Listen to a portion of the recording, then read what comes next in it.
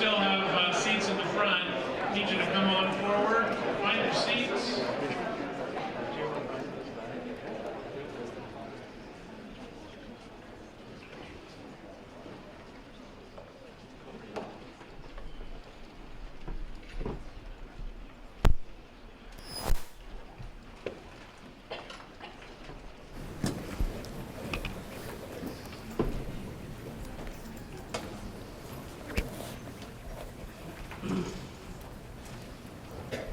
Up here in the front, there's a whole row.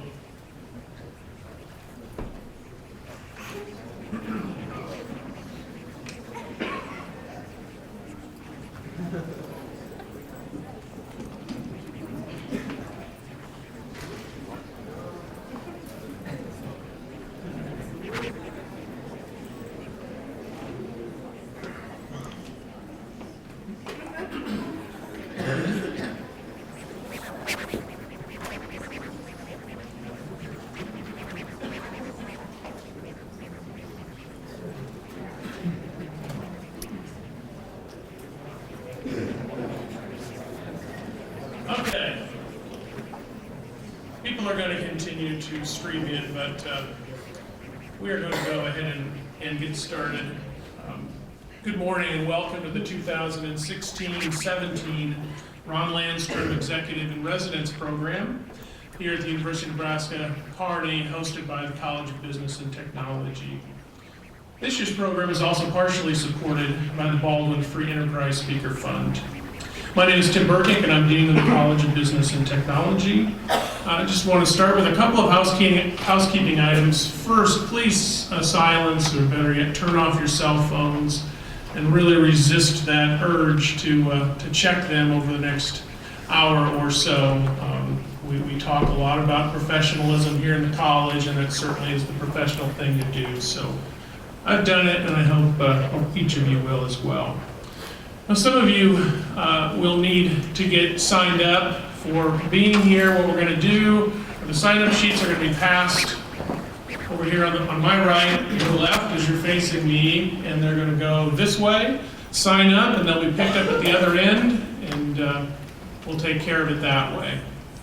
Do definitely want to encourage/require you to stay for the entire time. It'll be worth your investment. So the EIR, Executive in Residence Program, brings impactful business executives to the University of Nebraska Kearney campus, primarily to talk with students in the College of Business and Technology about best business practices, as well as their personal career paths and lessons learned along the way. This program was created as a result of a generous financial gift by Jerry Taylor. Jerry is a Kearney State College alumnus and former Senior Vice President and Chief Financial Officer for Allied Materials, and he created this program along with his wife, Jean, great supporters of our campus. Taylor named the program after one of his favorite business professors, Ron Landstrom. Although the primary audience, I said, is UNK students, we are also pleased to welcome many faculty, staff from across campus, as well as community members. And this year, we're also very pleased to be joined by about 50 high school students from the Hastings area, along with your faculty. I welcome that idea, and execution, I think, goes primarily to Dr. Brenda Eschenbrenner, Dr. Alan Jenkins, and Ted Larson. So we hope you enjoy your time here, and it's great to welcome future lopers to campus. It does take significant planning to organize an event such as this, and I want to take just a moment to recognize some folks who work very hard to make this happen.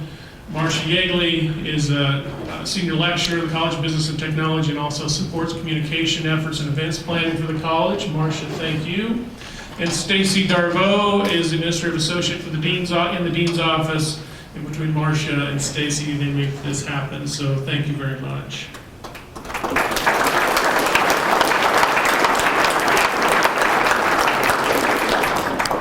Okay, Jeanette Wojtalewicz is the Senior Vice President and Chief Financial Officer for CHI Health. Serving Nebraska and Southwest Iowa, this organization of $2 billion in net revenues is comprised of 15 hospitals. 800 employed physicians, and numerous post-acute services and joint ventures. Jeanette has worked in healthcare finance for 30 years and received her undergraduate degree from UNK in 1984, business administration with an emphasis in accounting. Go Lopers. Go Lopers. And also followed that up with a master's in healthcare administration from Bellevue University in 2008. Jeanette is past president of Healthcare Financial Management Association in Nebraska and serves on a number of local boards, including the Nebraska Health Information Initiatives, Midland's Choice, and UNINET Clinically Integrated Network. Jeanette has been recognized by the HFMA with the Gold Medal Award, was the recipient of the John C. Finnegan Award from the Lincoln Family Medicine Program, received the UNK Distinguished Alumni Award a few years ago in 2012, and is a past mentor to UNK Gold Torch Society. Jeanette is married to Michael, and they have 5 children. I want to first present you, Jeanette, with an award for being our executive in residence, and then welcome you to the podium. Great, thank you. It's my honor. Thank you so much.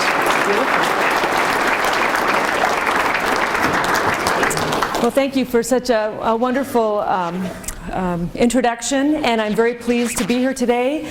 Quite the very large group. I wasn't sure I anticipated this kind of a turnout, so I hope that the time that you spend the next hour adds value.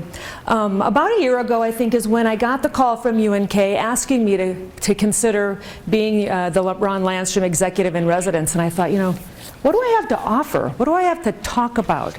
And I really gave it some thought, and it's part of the reason why I'm calling my presentation this afternoon, Keep the Door Open, Life After UNK. Because as I started my career and graduated from UNK, as I've reflected, how is it that I got from a graduate of UNK to CFO of a very large healthcare system? What did I do? You know, I worked really hard, and I'll tell you some stories of some of my learnings that I've had. But most of all, as I reflected on that time, actually it's now been 32 years, so 32 years outside of UNK, a lot of my learnings and my experience have been from keeping the door open to opportunities, to invitations to get involved, to experiences that, you know, maybe I wasn't really thinking I wanted to do, but I tried it. And those doors that I kept open rather than slamming them because I was uncomfortable have really helped lead me into what I think has been part of my professional success. So I'm going to tell some stories. I'm going to kind of walk you through my path, and hopefully we'll have a little time at the end for some Q&A if anything that I said piqued your interest to know a little bit more about. So there we are. The door is open. Where did I start? I started in Humphrey, Nebraska. Who's heard of Humphrey, Nebraska? Yeah, oh, we've got some special guests here, by the way, including my 93-year-old mother, Ann Keller, so thank you for being here, and some family.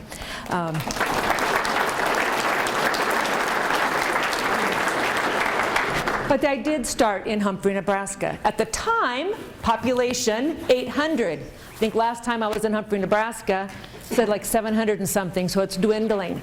But part of why I bring this up is I want to make sure that, and I'm guessing many of you maybe have grown up in a rural community or part of a small town.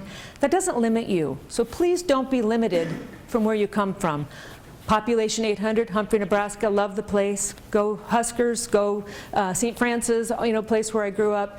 It helps form you, but it doesn't define whether you'll be successful or not. So just one of the lessons learned.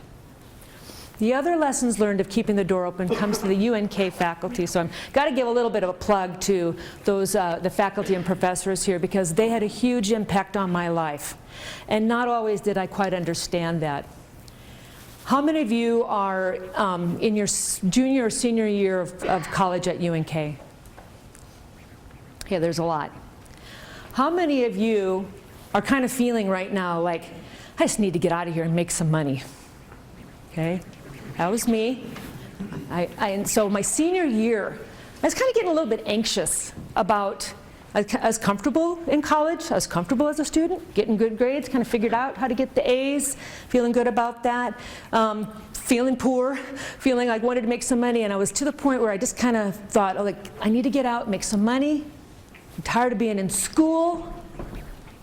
You know, do I really need to sit for the CPA exam? I started out, my degree is business administration with an emphasis in accounting. You know, do I need to do that, or should I just get a job? Should I just go out? You know, I like cost accounting. Maybe I should just find a job in cost accounting and just get out and get a job. And then I had one of my professors, Ken Arrett. I know none of you, very few of you would know, maybe some of the faculty would. Ken Arrett taught me cost accounting, and I don't know how many of you, and you know, you're getting your schedule each semester, and you look at your choices and how you're filling your schedule, and then you look like, okay, I've got to take cost accounting, and then you look at the professor at the time that you can, and you're like, oh, it was Ken Arrett. I don't really want to have him. He's really hard. He's hard, and he's, you know, he's kind of mean. Or that's what I thought at the time. And so I kind of was kind of anxious about going into cost accounting with him as the professor. But now hindsight, 32 years later, is one of the best instructors I had. He gave me some of the best advice that I got as a student. He said, don't do that. Don't do what you're thinking. And here's what he told me. He said, take the CPA exam. Go into public accounting. Get a few years of experience. You know, see if there's some industry that you like. If you can try a lot of different things in public accounting, you can get into a lot of industries. If you find an industry that you love, you can move into that. If not, you can try something else. But please, don't just settle because you don't think you're good enough, strong enough, you know, and you just settle for taking the first job that comes around. So I did. He said, keep your options open. You can do it. You can do anything you want. And he helped boost my confidence. So I'm going to say, please, think when you're instructors, even some of the ones you think are like the hard ones, are making you work really hard, the mean ones, you know, they're pushing you because they care about your success. They're here to help you be successful. Some of the faculty that I remember fondly in my career at UNK are some of the names in accounting. I don't know if they're on the wall anywhere, but you know, there was a husband-wife team, Ray and Ruth Schmitz. And I remember, this is how caring these folks were. You know, I'd be working on my accounting homework and I'd struggle with one of the problems, or a few of them perhaps. And it's like, I don't want to wait till tomorrow. You know, I'm getting out the phone book. Hey, they got a phone number in the Kearney phone book. So I call them at home and they take my call. Now I'm guessing the professors are going, don't tell them to do that. I don't want phone calls at all. But maybe they do. But they took my phone calls at night. They answered my questions. They cared about my success. Ron Landstrom, he was one of my professors, and he taught me organizational management and lots of group work. By the way, for those of you who have a lot of group projects that you're doing, and they're hard because then there's always somebody who doesn't want to pull their weight, and then there's somebody that you know is going to be really good, so you want them to do all the work. Well, just saying, that's real life, because you're going to be in groups that you have to deal with that. It's hard, it's messy. But he was one of those professors who did a lot of group work. And there were some times we had organizational management problems, and there was a couple of us one night went to his house, said, we're struggling with this, and he was delighted to help us out. So, you know, sometimes don't limit yourself to, you know, well, I can't do this, I can't do that. Sometimes when you ask questions and you ask for help, people really want to help you. So, you know, that was a really great underpinning of what started me in my career. Having faculty and professors who care about my professional development and who helped me see things in me that, frankly, I didn't see in myself. I didn't know that I could be CFO. I didn't plan to be CFO for a large health system, but they helped me see things. So question number one, are you listening to your professors? Because they actually know some stuff besides what's in the book. They know things about life, and I would use them as mentors if I were you as well. You know, ask them some questions about maybe if they've been had opportunities outside of academics, if they've had some experiences that you can learn from. They will have something to offer you. Oh, so here's where it all began. 1984, that's me. I graduated from UNK. And I know most of you in this room weren't born yet, but it did start. So that was the start of my commencement, May 11th, 1984. And it was a great start. And by the way, I did listen to Ken Arrett, and I did go into public accounting. I took a position. I took a position in public accounting in Omaha, a firm called Syme Johnson Sestak and Quist. And I was going to break the mold. Okay, and maybe you all think that too, because I had a stereotype in my head about what is an accountant. What is a CPA? And I'm not that. I'm cool. Okay, my husband still says I'm a nerd, but I thought that I was, pretty cool. I could carry on conversations with people. I was not going to be the green bill and the pocket protector. I wasn't just going to be counting money. And oh, by the way, I'm not a bean counter. I have counted certain things in inventories, but not beans. So I was going to break the mold. And I guess I would encourage all of you, don't hold yourself back to the stereotype you have of your industry, because otherwise you're going to be that, and it may not be the most for what you can be. So I was going to break the mold. I had a lot of experiences. I did not plan to be in healthcare finance. I didn't pick healthcare. Healthcare picked me. Part of who I am, what I appreciate about service industries, was a draw. But at Syme Johnson Sestak and Quist, I had spent 4 years auditing, learning regulations. I spent most of my time with healthcare clients, and I loved the complexity. So I built experience around regulations, audits, cost reports. I had to do grunt work. So don't think you're going to get out of UNK and go straight to being a CEO unless it's a really small startup that you're doing on your own.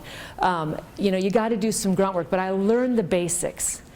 From there, I moved into a large hospital, Clarkson Hospital in Omaha, and that's where I say I did my clinical immersion. So I didn't, I did audits and I did recommendations to companies, lots of small hospitals across the state of Nebraska. But what I really learned about healthcare started at Clarkson Hospital. I was in the OR. I was a cost accountant when I started there. I was going to do some time and motion studies. I was supposed to set some productivity standards. And I'm like, well, I don't even know what they do in the OR or what they do in the dialysis center. So part of my learning experience was to observe. So I went in the OR. I got a chance to sit in on an open heart surgery. Now I know why I'm not a surgeon. You have somebody crack open a chest, there's some smells that happen with that. And it's like, oh boy, am I going to faint. Because I was all dressed up in the bunny suit. But I did, but I learned about the business. I learned about how we do dialysis on patients who are at end-stage renal disease. I learned how we used equipment. So part of that was just my natural curiosity, but what I also learned, hindsight, is that clinical immersion that I did in that facility helped me understand the business. Because it's not just about the balance sheet and the income statement, it's about the business and the people that we care for. Then I got married. My husband lived in Lincoln. I lived in Omaha. Maybe it would be a really good to be in the same city as him. So I took a job at Madonna Rehab Hospital, and I got into another side of healthcare. Again, it just was an opportunity as a director of finance to get in there, and I learned about another part of the healthcare business: skilled nursing, acute rehab, long-term care, very, very complex business. Learned a lot about data analytics just from the CEO there. So I layered and layered and layered my experiences. My husband got a job in Des Moines. Okay, I guess I'm going to go with him. By that time, we had 4 children. So I'm doing all this stuff and had 4 children. And an opportunity came up as a CFO for a children's psychiatric hospital. That's a whole nother business. Psych services, how it's paid. So again, layering experiences. And each one of these, every time I came into it was just like a sponge, because I didn't know any of this stuff. It's all healthcare, but it's different pieces of healthcare. And then finally, as we moved back, came into, and I've been with CHI for 17 years, and that's been quite a journey of learning. So, what I would recommend to you all as you're getting into your careers is use every opportunity along the way to build that depth of your experience. I have something that I've learned positively in every one of those organizations, and I have something that I've learned that's not always so positive about, like, oh, I'm never going to do that. I'm never going to be that way. So those experiences have been very helpful. So why healthcare finance? You know, it kind of happened to me. I like the complexity of it. I'm going to deviate a little bit out of lessons learned to actually maybe do a little teaching for you about healthcare finance, because, you know, who has ever been in a hospital? Unless you're born at home, probably all of you were. Okay. Maybe some of you were born at home. Every individual will have some connection with the healthcare system in their lifetime. Some of them will be positive interactions. Some of them will be very difficult and painful interactions. And we, as professionals, have an opportunity to be a part of probably people's most vulnerable moments. That appealed to me, that connection. But in healthcare finance, the complexity, the cost, the outcome, you know, you might assume some things around the United States healthcare that, you know, we spend a lot of money and, you know, we're USA, we're team one, we're good. As I've learned over the years, we're not as good as we should be, and we're not as good as we will be if we change, and I feel like I can be part of that change. So, just a little bit of lesson in healthcare. Here's when I graduated from, oops, I'm not sure if I have the very beginning, in those early 80s, that's when I graduated from UNK. What you're seeing here is healthcare spending as a percent of the GDP, the gross domestic product. And you'll see the red line is United States, kind of way up there on the top as a percent of spend. And then the other squiggly lines are some of the developed countries: France, Germany, Switzerland, Japan, UK, Sweden, Italy, Australia. While United States went from about a 8.5% GDP up to now 17.5%, other countries stayed fairly static with some increase over the most recent 3 decades. So you might say, well, sure, we spend more, but our outcomes are so much better. Well, dang it. Now this is a really busy slide, but I'm only going to ask you, across the top here are those developed countries. United States is on the end. And then we look at quality outcomes. There's an overall ranking, and if you look at the United States and on quality of care, effective care, safe care, coordinated care, patient-centered care, access, efficiency, equity, all those very, very important components, you'd think if we're spending a lot of money, we should also have the very best outcomes. But of these 11 developed countries, the United States ranked 11. 11. It's kind of embarrassing. I see this and I'm going, why is it that we are that way?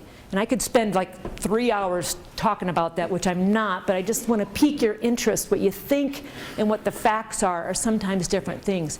This study was back from about 2010, and at the time it says the health expenditures in the U.S. per capita were about $8,500 in the United States compared to, let's see, who's the top? Oh, UK?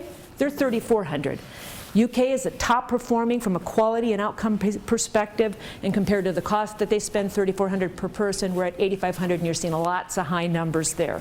Not a good thing. That gets me intrigued and interested in why I will do the rest of my career in healthcare finance, and I want to help change that. I want to help be a part of a different environment. Another way to look at it, many developed countries here, I'm going to just kind of point out, down across the bottom of the axis is the total cost per capita. This is 2011 data.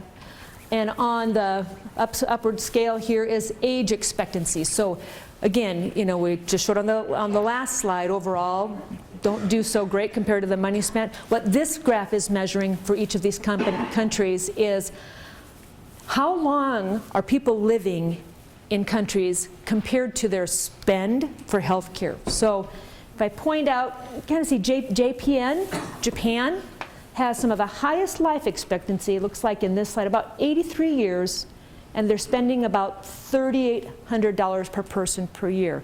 And for the most part, one would assume if you spend more, you're going to get better outcomes, and this graphic would show, for the most part, it does go along that scale until you get to the US.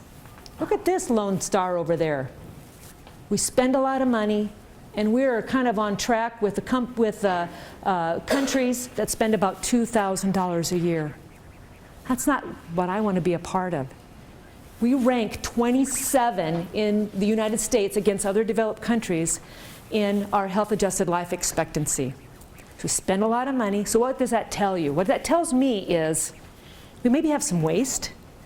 maybe aren't making really good decisions. Maybe we individually have some personal responsibility. I could have all kinds of graphs. One of the graphs that I've looked at is obesity rates. United States compared to other countries, we're kind of up there. We're kind of a sedentary workforce.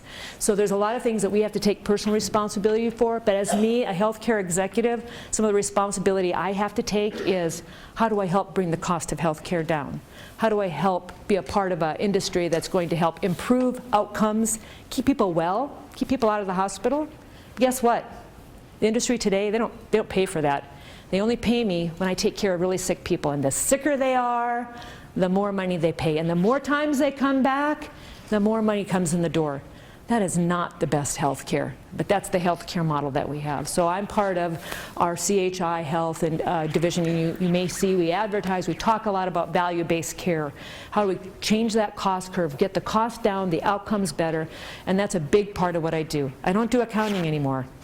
I'm trying to change industry. I'm trying to change outcomes for our community, and that's kind of what I've developed into. So that's my healthcare story. We'll get back to something maybe more interesting, but I just wanted you to be aware that that's what's happening, and that's why I was intrigued and why I continue to be intrigued to be in the healthcare arena.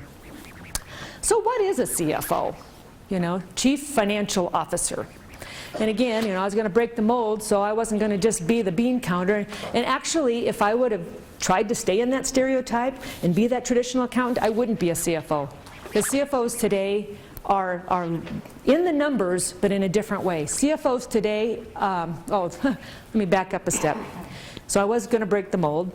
I wasn't going to be a normal CFO, and someone told me that. So back about 2010, you know, I've done all my clinical immersions. I understand the business. I really do care about our patients.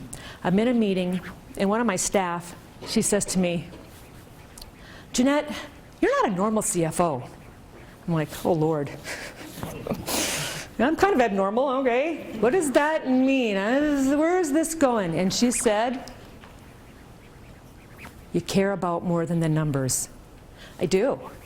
The numbers is one piece, but the numbers are the outcome of what you do. So the financial statements and your operating EBITDA and your days of cash, those are all outcomes and outputs of the business that you're in. And if all you're looking at is at the outcome, and you're not measuring and challenging the inputs, you're probably not going to get the outcome. So it is definitely about more than the numbers, and I do care about the business I'm in. I would introduce to you that if you're interested in going up the ladder in a professional role and perhaps getting into a CFO role, these are some of the things that I would recommend. You know, CFOs aren't necessarily the number crunchers anymore. We got to know the business. Advanced analytics, I need to spend more time. I'm trying to develop a team. We call it financial planning and analysis. This whole team, all they are is looking for opportunities. I've got them digging in. Where are we wasting money? Where are we compared to other large health systems? What are we doing? And digging in, you know, you hear big data, but really digging in and doing advanced analytics, because we make decisions every day, not only in whether people, you know, what people's life outcome will be in our hospital, but we make decisions every day around what health care will be. And we can make good decisions based on really good data and advanced analytics, or we can make decisions that we think are, you know, make sense, and then they end up not being good. I've been in executive meetings many, many times where I'm hearing people talking, and we need to do this, we need to do that, and I'll say, but let's take a look at the analytics. Here's what it says. And I had actually a colleague once tell me, goes, "Don't let the facts and data get in the way of a good story." I'm like, oh, okay, that's my job. I'm going to get the facts and the data. But there's many times decisions are made, whether you believe it or not, that are made on somebody's gut that really aren't backed by data. And that is part of my job to say, wait a minute, I've done some analytics. I think you got it wrong. I don't think that's really where we're going. That advanced analytics is important. I'm heavily involved in technology.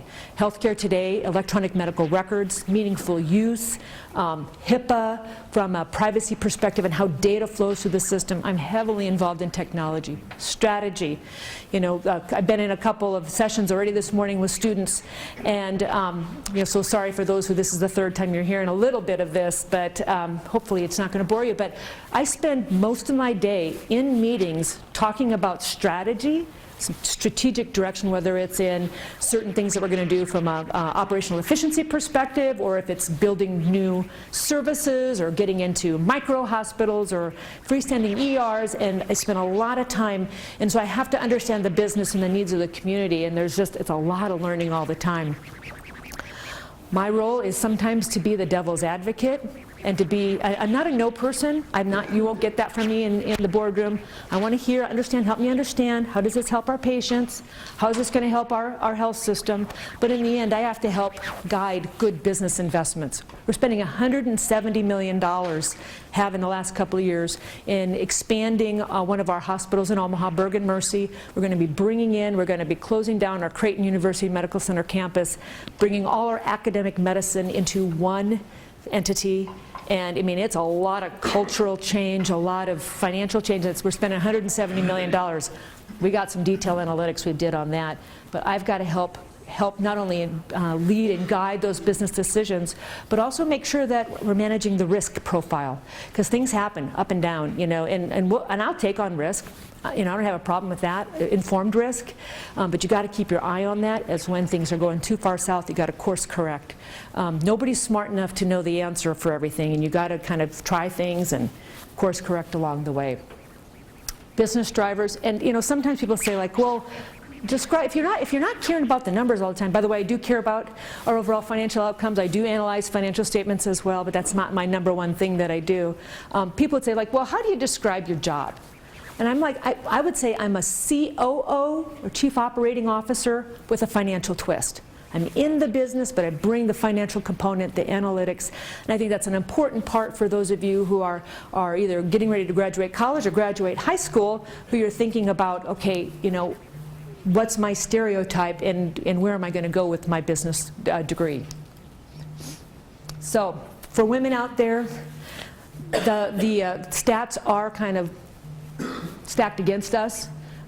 There's an article that was in the Strategic Finance Women in Accounting just this past year that talked about women in the workplace, specifically in Fortune 500 companies, and where they ended up. And you can't see the numbers very well, so I'll read them there. 4% of CEOs in Fortune 500 companies are women. 11.6% of CFOs. 10.9% of senior leaders. That's kind of not good facts. In fact, seriously, 32 years ago when I got out of UNK and I started in public accounting, I was one of 2 women in our accounting firm. There was about 30 other men, and I was one of 2.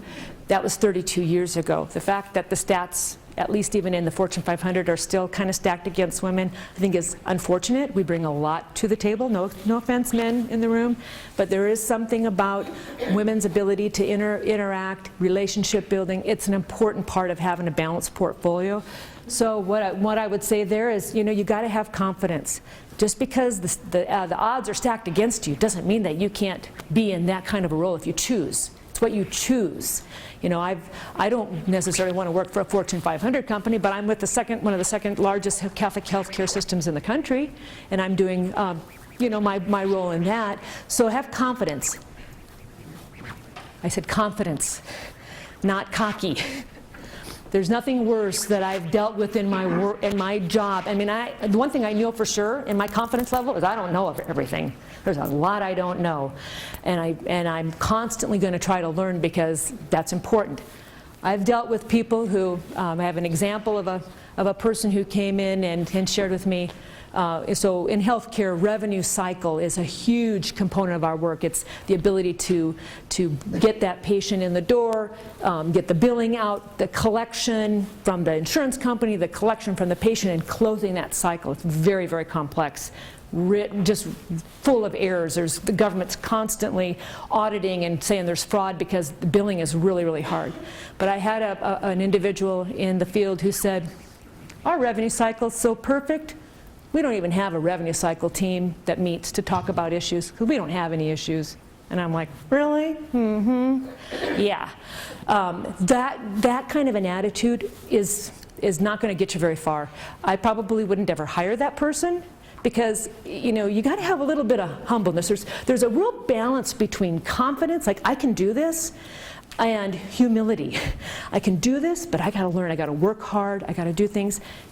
So I would say being cocky and overly confident can be very negative. So I would just encourage you to build the confidence in yourself, work towards that effort. The other ways to keep the door open, I would say, would be in your professional development. So I finished my degree, I got in public accounting, I got my CPA, got some great jobs, got advancement, had opportunities, had invitations to get involved with some professional groups. So HFMA, Healthcare Financial Management Association, was probably the first one that I was involved in. I got an invitation. Somebody said, hey, why don't you join HFMA? I'm like, gosh, I've only been in the healthcare 2 years. I'm just, I'm not, I probably shouldn't be in there. No, come, be in. Hey, be on a committee. I'm like, okay, I'll try it. So I got involved. I got involved with my professional career. I ended up being the president of the Nebraska chapter of HFMA. Met a lot of people. It was a great experience. That helped my learning. I finished my master's in healthcare administration. So when that was happening, I didn't do it right away. So word to the wise, you might want to think about doing that sooner rather than later. I got my master's in healthcare administration in 2008. At the time, I had 5 children.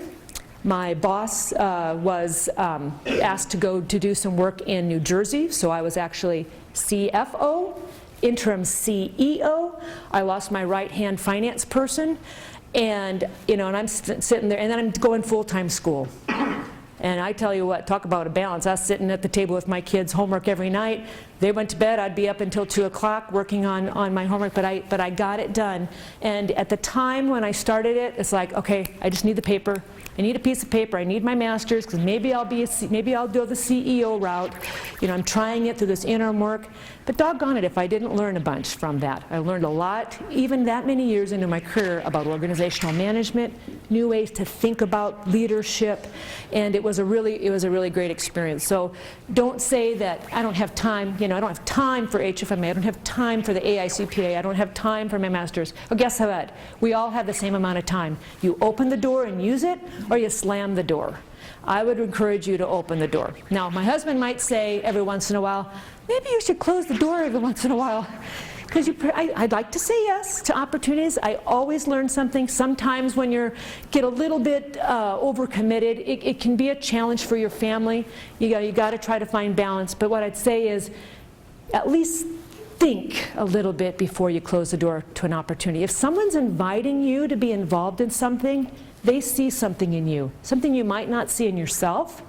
If they see something in you, get out there on a limb and get involved and learn. I will constantly be learning till the day I die, because like I said, what I know for sure is I don't know a lot. And the longer I'm in healthcare, the more I recognize there's more to learn in the business. So I would ask you to keep the door open to that, and keep the door open to community invitations. There's personal things that you might have, something that just speaks to you. So I'm very involved in our Catholic Church, St. Charles Borromeo. I'm very involved with Christians Encounter Christ, and I've chosen a few other ways to be involved. I've been invited to sit on boards. There's a few of those listed. I've been invited to be a mentor for the Gold Torch Society. So for you women here at UNK, I'd strongly encourage you to apply and be a part of that. It's an awesome program. I always learn probably as much or more than the people that I'm working with, because it's just such a wonderful exchange. So, and there's more reasons to be involved than just your own personal fulfillment. I did a little research on this, and there was one of the surveys that was done back in 2005, so maybe a little dated, but I do believe it's still to be true. It came from an article called Power Skills. It was a survey on how volunteerism shapes professional success. So just think about that, who maybe, whether you're in sororities and other group settings, how can I be involved? Why should I be involved? It might help your professional success. And I'm just going to read this because I think it's important. These were some of the findings within the study. Of significance was the close correlation between skills acquired and honed through early nonprofit involvement and the participants' advancement in their professional careers. Specific Technical business skills such as finance and human resource management and strategic communications were gained as participants learned to exert influence, garner cooperation from broad-based allies, and building leadership skills and self-confidence. Some study participants attribute their confidence and business success more to their nonprofit endeavors than their professional experience or formal training. Wow. How many of you are going to go out and search out some volunteer opportunities? Seriously, it's fun too. You learn a lot, it's fun, you grow confidence. I highly encourage it. I kept the door open to those kind of opportunities in my life, and I still do. You know, I can't accept every invitation, and some of them just don't speak to me, so find the ones that you got kind of a personal connection with. It's just amazing what they'll do. Oh, and by the way, there is a study out there that says volunteering also is good for your health. So there was a study done in 2006. It was US Census data married up with data from the CDC. And they did comparisons by state, and I circled Nebraska here. This is a linear regression line, that little dotted line, and there's all the states in the United States. And as I say, the y-axis is the mortality rate, the x-axis is the volunteer rate. Those states with higher levels of volunteerism also had lower rates of mortality. Nebraska sits at about a 40% volunteer, so 40% of you in this room are volunteers. Your chance of dying are lower than states who haven't. So it's good for your career, it's good for your health. You know, get involved. Keep that door open. Keep that invitation open. Another learning in my career, rocket science. So who's heard of that expression? Well, it's not rocket science, right? I have a little story to tell you about a time when I was in Des Moines. I worked for the Orchard Place Child Guidance Center. Wonderful organization led by social work. It was, psychiatrists, psychologists, really helping these kids. And I tell you what, some of these stories of these kids, as I got to know them, why they were in that center, a lot of times, unfortunately, was because of their parents. But really tough stories. These kids come in there. And so, the leaders were really focused on the kids, which was perfect. I came into the organization, they were losing money, they were using up a line of credit way, way high. They weren't managing their labor. I mean, it was just, I walked into it and it was like, oh my gosh. Let's get some structure. Let's get some structure into this organization. So I did a lot of teaching to the leadership team around budgeting. I brought in IT services and got everything all wired. I actually did a bunch of analytics. Oh, by the way, we didn't have a really great Excel tool. We didn't have pivot tables out there, So I went through time cards and I tracked for departments how many staff were working by hour compared to the number of kids that were in their buildings that day. And I started running analytics to say, because I would hear people say, well, we got to run a staff to patient ratio of 1 to 4. I'm like, okay. So I ran all the analytics. And as I'm saying, we're running 1 staff to 2. We had 8 staff and 2 kids, and so all of a sudden the facts and data, don't let the facts get in the way of a good story here, but the facts said you're not managing labor. I brought together a position control team. I started helping to teach them about managing labor, and really within a year, we were making money. We had IT, and it was just, to me, just very, very basic stuff. The CEO one day he was a doctor, he was a psychologist, and he says, we were just walking and we were talking about some of the things and some ideas I had for the next level, and he just stopped and he looked at me and he said, how do you do this? How do you do this? I'm like, it's not rocket science. It's just basic, it's just some basic structure. It's not a big deal. He goes, no, you're wrong. It is rocket science. It's rocket science to me, because I could never do that.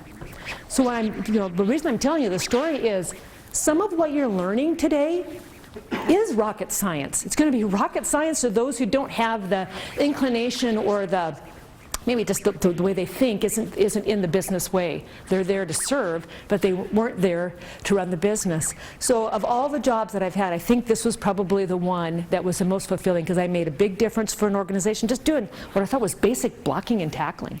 I hope they're still around today, but you know, we do rocket science, folks. So there you go. The other important thing, many learnings, and most of my learnings have been through my mistakes, I will tell you that.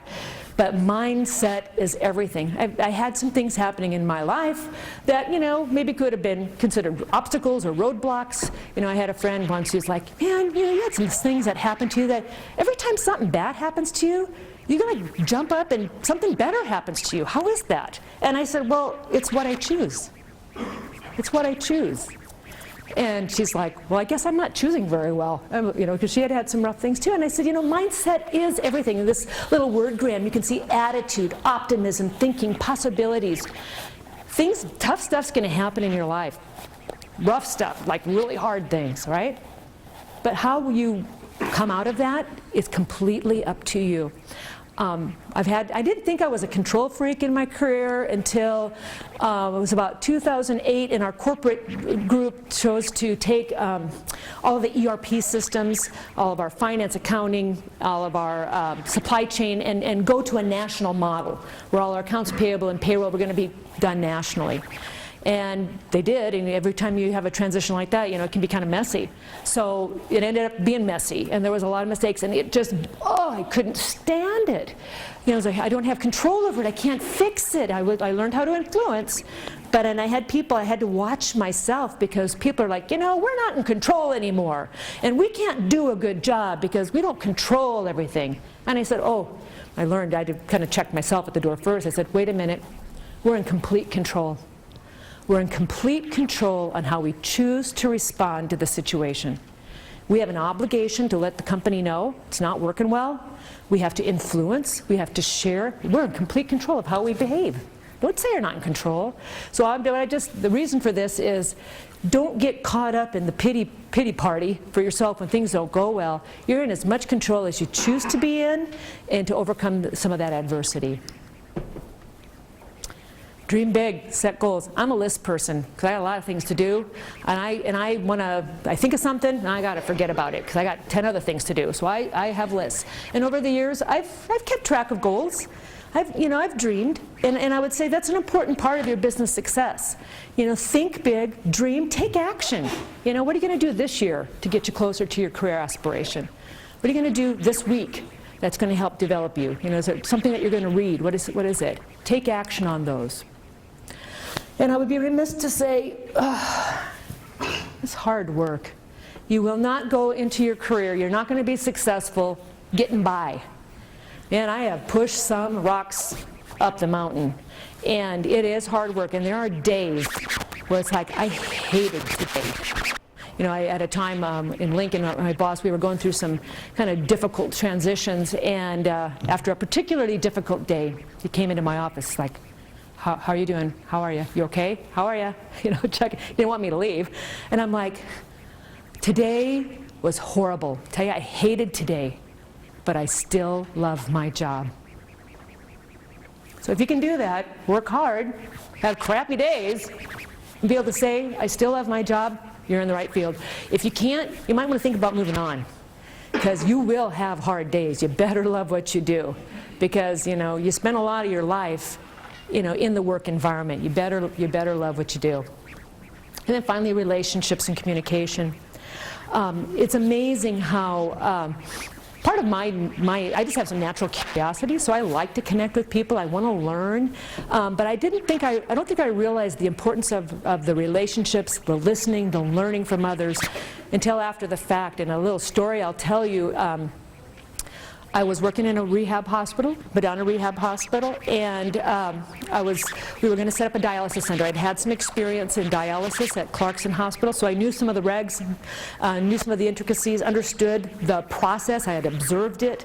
I knew how the dialyzers worked. I knew how the process flows, and so I worked with our chief nurse at the time to set up a dialysis center in Lincoln, and it was a lot of work, but you know, I helped prepare for that and really listened and learned to the patients. When I left and asked him to write a recommendation letter for me as I moved to Des Moines, one of the things he wrote about was, Jeanette gets more than the numbers. She listens. She knew more about dialysis than I did, and hey, I'm a chief nurse. I'm like, that really wasn't true, but he said that. But I think the thing is, in developing relationships, it's listening to the other, learn from others. You know, some of the things I've learned from physicians, I really am interested in medicine, really am interested like what they do in certain surgeries. I am genuinely interested, but what you'll find is when you are showing others of your interest in what they do, they feel like you care. And I do care, but you know, so some of that's just natural. Then after the fact, it's like, oh my gosh, that was an important part of my career development. Developing relationships, putting your shoes, you know, getting other people's shoes, understanding their point of view. You know, I'm pretty quick to say, I don't understand something, help me understand. I don't get your point of view, help me understand what I'm not seeing. You know, and in that interaction, what you'll find is people, in that communication, that you build a level of respect. And I just think it's something that if you keep your eye open and you keep your ears open, that will help you. Failure, the F word. It really is opportunity. And again, you know, grow some thick skin, because you're gonna fall down. You're gonna make mistakes. As I say, the F word is not a bad word, not in failure. Okay, it is not a bad word. It actually means you're trying. You know, I wanted to get all A's. I like to win. I'm competitive. You know, so, you know, the failing isn't fun, really, but you have to. You have to do it often. You have to do it quickly, because you learn quickly. But really, I think if you aren't failing in some aspect of your life, then you're not learning, you're not pushing yourself. So I just share some of the forces out there about, you know, failure builds resiliency. You know, you make a mistake, you have to admit it. You learn. I learned more from my failures than I ever did from my successes. Hands down, they were hard lessons. They humbled me, which is a good thing, but I learned from them. Stephen McCrane says, the master has failed more times than the beginner has even tried. So if you're not failing, you're not succeeding, right? It's kind of an oxymoron, but it's true. What I say, my quote, and I say this to my staff often, you know what? Sometimes you have to fall down and bloody up your knees a few times. That's part of learning. As my first management job, I made some mistakes. Oh, and they weren't good, and it caused some grief with my staff, you know, just working with my staff. But I learned from it. I bloodied up my knees, put a Band-Aid on, it healed. Got some thicker skin there, but it healed. Learn to love failure. I'm still working on it. I'm still working on that. But you really do. You really have to learn. And balance. Just doing a time check here. I want to make sure we have a few minutes here for some questions too at the end, but balance. How many, you know, when I grew up, every playground had teeter-totters. Do they even have those today at the parks? I don't even know if they do. Do they have parks? Are kids just doing video games? I don't know. When I was a kid in school, we had the teeter-totter. And one of the things you did at the lunch hour, and you got with your friend, and you tried to see if you could balance it. You either tried to bounce somebody off, that's maybe why they don't have teeter-totters anymore, or you tried to balance. And it's really, really hard to get that teeter-totter to balance. And I would say, of anything in my career, this is a constant struggle, balance in life. And it will be, because you're not, I don't even know if people can really figure out how to stay on that exactly. You're either going to be up one or up the other. You're not going to be balanced, but it's a work in progress, and hopefully find some people who can help you. Make sure you have time for the things that you love. That's how I get my balance. I love to play the piano. I love to read books. I love spending time with my family. You know, when I'm going through particularly difficult times in my business and I kind of start pulling away from that and focusing too much on work, my husband's pretty quick to say, when's the last time you played the piano? I'm like, it's been a while. Why don't you sit down and play the piano? Because he knows it helps give balance and meaning to my life. I love to read. In fact, this 50 things to do 50 times when you turn 50, I just challenge any of you, many of you have a long way to go before you hit that 50 mark, but I was in a boardroom and I was talking with one of the board members and he said, I golfed 50 holes of golf this weekend in one day. I'm like, why would you ever want to do that? This sounded painful to me. He goes, well, I turned 50 this year, and I wrote a list of 50 things that I was going to do 50 times in my 50th year. I'm like, really? He goes, I got it right here. Pulled it out, and he had things on his list. I'm like, I'm going to save that list. You know, 50, that's kind of a big marker. So I decided in my 49th year that I was going to start gathering things for my 50 list. One of the things I put on my 50 things to do 50 times in my 50th year was to read 50 books. And I did. I had some of the things on my 50s list I didn't do all the way, and it's things I'm still working on. One of them I didn't get done was send 50 thank you notes. Got to keep working on that.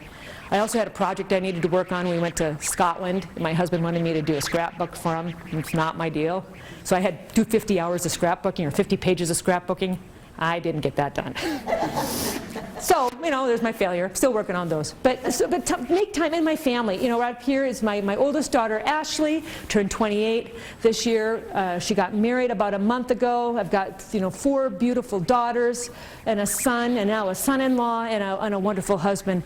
You know, and family, you know, they're going to be the most honest with you, and they're going to tell you when you're out of balance. My husband does, you know. I feel like I'm number 3 or 4 on your list right now. Come back around. You need people to help with your balance, so you use that and make time for the things that you love. Can we have it all? You know, there's an article in the Harvard Business Review that talked about women and having it all, like, you know, the big thing, can you have it all? Well, here's what I say. I can have it all, what's meaningful to me. What is having it all? Is if having it all is that I could be the CFO of a company in New York, of a major, you know, organization. I don't want to have it all. I don't want that. What I do have it all because it's the things that are important to me. Now, do you got to give some things up? Is my house really clean every day? No, I've given that up to the housekeeper. I've got someone who comes in. Sometimes you need nannies. Sometimes you need a husband who's willing to step away from his career and help cover the home front. That's what my husband did for it. And so you got to ask for help. You got to have a support system. So you decide what having it all means. Don't let the world tell you what having it all means. If it's meaningful for you and you have it, you've done it, you've been successful. I think I have it all. I'm a lucky one. Lessons learned. I kind of am a perfectionist sometimes. It's going to drive you crazy, and it's going to drive others crazy. So kind of check it back every once in a while. I talked earlier to a class in here about negotiating. Don't sell yourself short. You know, probably some of the things that I could have learned better is, you know, I was just so thankful that somebody would hire me out of college. I was so thankful, and I just grabbed whatever they told me I should make. And I probably should have not done that. I was worth more. I had other experiences. I had experiences that were worth something to that company, but I didn't negotiate. I just took what they gave me.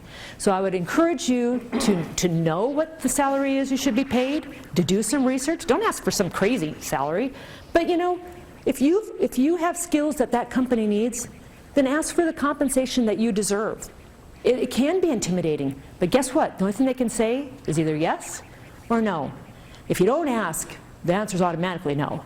So I would say that's a lesson learned. Work doesn't come first. Get a mentor. Be a mentor. You know, I've been a mentor for the Gold Torch Society, but I've had mentors in my life, and some of those mentors have, they just kind of help keep me balanced and in check. It's a very important thing. Ask for help. Guess what? You're not going to be in control of every situation. I love to be in control. Give it up. There's power. I mean, I happen to be a faith-based person, so I'm reaching out all the time. God, help me get through the day. You know, sometimes it's 10 times during the day. Ask for help. You're not going to be in control of every situation. And then finally, I'm talking a lot today, but the best learnings in my life has been from listening. And sometimes you're listening to things that you don't really want to hear about yourself, about your work, about the industry, but you got to listen. You know, maybe you can't quite take it at the time, but reflect on it later. These are things that in my own life that have been lessons learned. And so as I wrap it all up and open the door for some questions, I just want to make sure that, you know, as you're thinking about the doors that you'll have open or close, or maybe a door's closed, you got to go through the window, keep an open attitude, keep an open mind around opportunities, accept invitations. You know, it's amazing. You might not know what's going to happen 30 years. Well, you don't know what's going to happen 30 years from now. I didn't think I'd be a CFO of a large hospital system, but I did keep doors open that allowed me to grow and be in the position that I am today. So I hope this is helpful. I'm going to open it up, open the door to some questions out there. Yes? Do you think that healthcare spending in the collection of GDP is due to how our healthcare market is set up with all of our third-party payers? Because I know Japan has like set prices by the government. In fact, you know what I should be doing? I should be letting you speak into the microphone. But the question really is, the slides that I showed about this percent of GDP in the United States compared to other countries and our outcomes, you know, how much of that is related to the third-party payers and how the payment system has evolved in the healthcare? I would say a significant component of it. Because in business, right or wrong, people follow the money. Okay, so in business, the way the contracts are set up today, and we're trying to change in CHI Health, is you get paid to take care of sick people. And the sicker they are, the more you get paid. And the more they come back, the more money comes in the door. That's not necessarily the right way to deliver health care. In fact, a lot of times, patients shouldn't even be in the hospital, but they get thrown into the hospital. That adds cost. That is a big component of that. You know, just even the industries and the capitalism. There's good things about the United States, but we have a ton of waste, and some of that waste is because of following the money trail. Yes. Questions? I have a mic here. I can bring it to you. Well, that'd be great, because I'm not even sure I could hear if it comes from the very back of the room. Question back here. Well, you obviously have a lot of experience, right, in the industry. So, what is the best thing you think the healthcare system has right now? What is one thing that you would definitely change in order to make the system more efficient? Okay. I think the best thing that's coming on right now is it's a whole change in the healthcare dynamic. It's clear healthcare is not affordable anymore. It's actually the best and the worst time because it's going to be a time of significant change. We're working actively with employers, with insurers, with others around changing the reimbursement model. So we're working towards how do we change the payment mechanisms to get paid to keep people well? How do you get rewarded to set a target of no increase in cost for health care and get actually on some earnings for keeping those costs down, yet have the highest outcome? So there's a new regulation that's just been published that's going to help push that along. It's called MACRA, and it is a new payment mechanism for physicians. Because, oh, by the way, today the way physicians make money is having patients come in and see them. In fact, I've talked with some of our docs who treat, let's say, diabetes patients, and you know the patients are coming in all the time. And I said, you know, if I paid you a flat amount for the year to take care of that patient, would you do it differently than you do today? And she was like, oh, absolutely. I do a lot of phone calls. I do group sessions. I'd have different mechanisms in teaching for patients. I said, well, why don't you do that today? She said, because I don't get paid to do that today. So I think what's happening, the good news is we're working to change the cost curve. It's kind of like kicking and screaming, because even the insurance companies, you'd think they'd love that. They don't. They like control of the premium and the increases, and as we're coming in and we're saying, you know, we want a different way to slice the pie to that. We want to prove that we can keep people well and get paid that way. It's uncomfortable. But I do think that we're going down the path. The ACA, the Affordable Care Act, helped contribute to some of that, is pushing us to change that cost curve. We're not there yet, but if the focus is not just on cost, but also on the quality outcomes, and we can beat some of those companies who have great outcomes for lower cost, I think that's the movement that we're at, and I'm excited about that. I freak out every day because I'm still learning it, but I am excited about it because I think it's going to change the way we deliver health care in the United States. Other questions? I have one. Sure. First of all, thank you, Jeanette, for just a wonderful presentation, practical to the inspirational. It's really very much appreciated.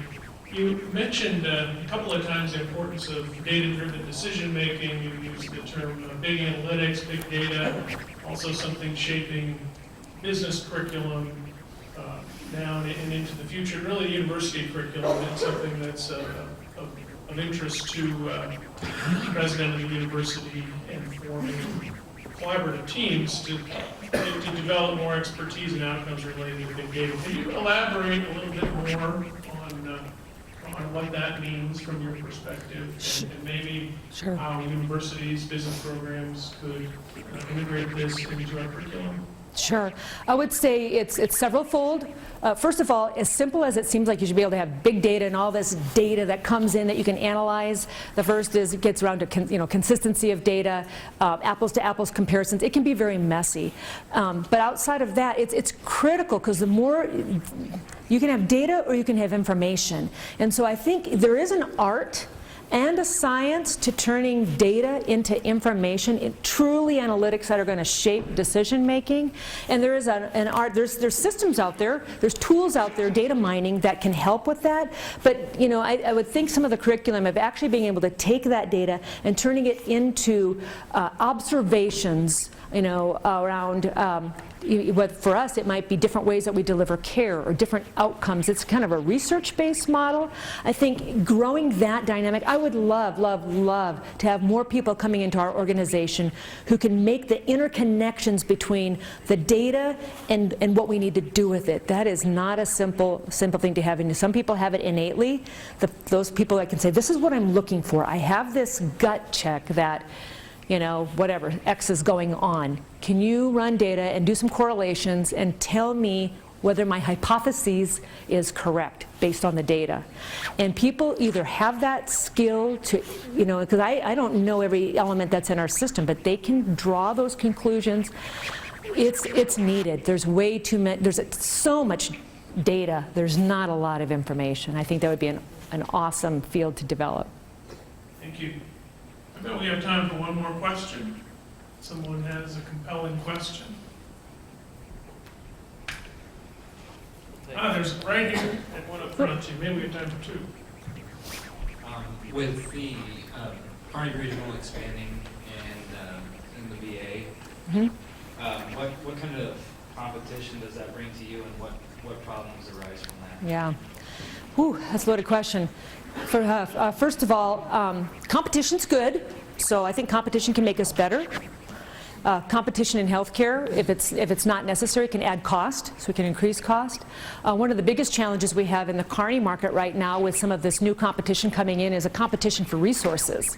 We have a number of nursing that we have to contract with agencies just to fill the needs of our beds. It's expensive.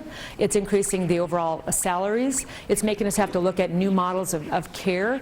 But it's a challenge in the front end, and it's costly. But now, as a result, we're looking at things like, okay, can we set up a virtual nursing model? In fact, we've got one going here in our hospital at CHI Health Good Samaritan, to have a nurse who's watching a number of patients and maybe a different skill mix on the floor of aides and LPNs who can meet the needs of the patients, but will help us be able to provide care with a new model that has the greatest outcomes but helps bring costs down. So while the competition, obviously there's limited resources, so it can bring revenues down, it is pushing us now to be more creative in how we continue to be, that full-service hospital for the needy that not always a for-profit entity is going to be, and help us to think of new ways to get our costs down so that we can still be a strong competitor in the city. Okay. Please join me in thanking Jeanette. Thank you, Ken.